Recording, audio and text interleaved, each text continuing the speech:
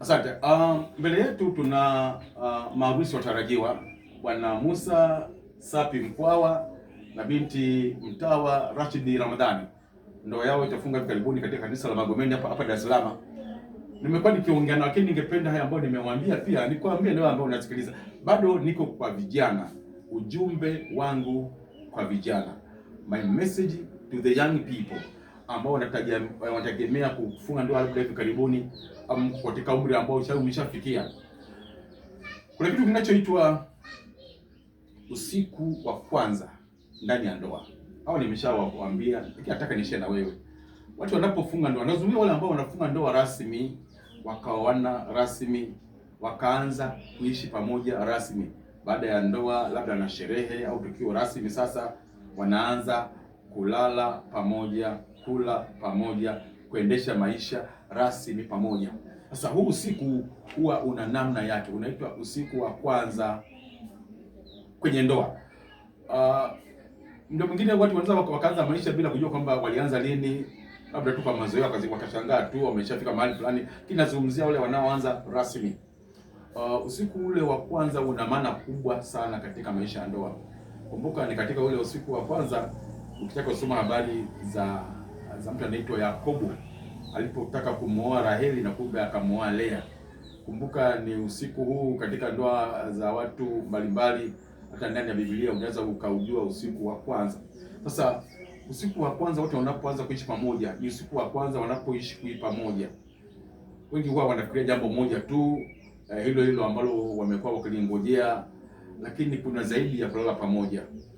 Usiku wa kwanza ninataka nikupendekezee ni usiku kwanza wa kujiweka wakfu kwa Mungu.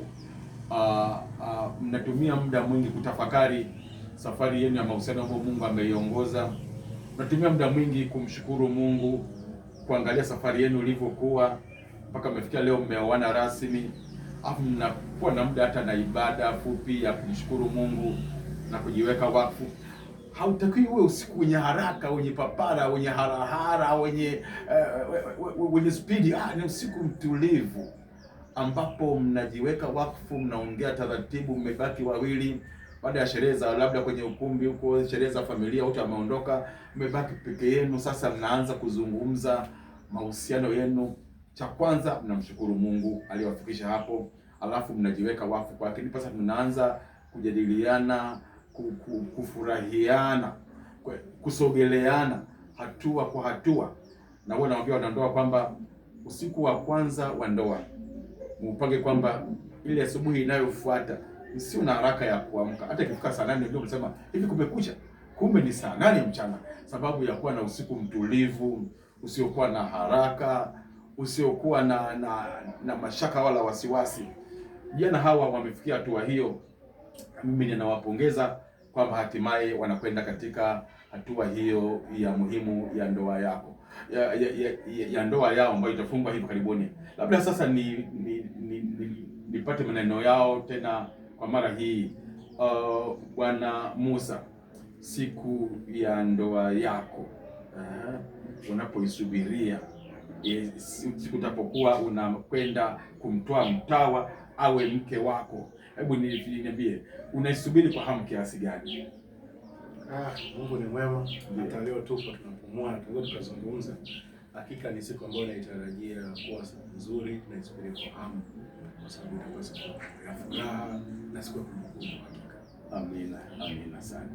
Mtawa, hatimaye siku hiyo wewe utahama nyumbani kwenu kule kwa Mzee Rashidi na Ramadhani, utahama rasmi, unahamia.